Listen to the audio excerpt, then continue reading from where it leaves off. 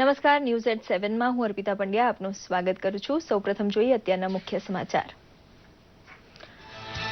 મોટી રકમનું ચલણ એક ઝાટકે બંધ કરવાનો નિર્ણય ભ્રષ્ટાચાર અને કાળા નાણાં સામેની લડાઈમાં પહેલો પ્રહાર હોવાનું કહે છે પ્રધાનમંત્રી। ઈમાનદાર અર્થતંત્ર ભારતની ઓળખ બને તેવા વધુ કડક પગલાં હવે ભરવાની આગાહી પણ પક્ષ મોવડી મંડળને આપી।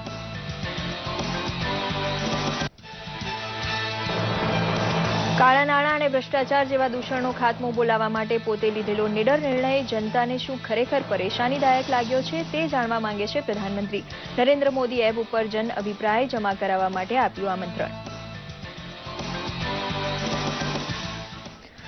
સંસદમાં ગમે ત્યારે ગમે તેટલી ગમે તે વિષય ઉપર ચર્ચા વિપક્ષ સાથે કરવાની તૈયારી દાખવતા નાણામંત્રી જેટલી અર્થતંત્રની ભલાઈ માટે ચલણ પાછું ખેંચવાનો નિર્ણય ખરેખર ગરીબનું જ ભલું કરશે તેવી કરી ચોખવટ।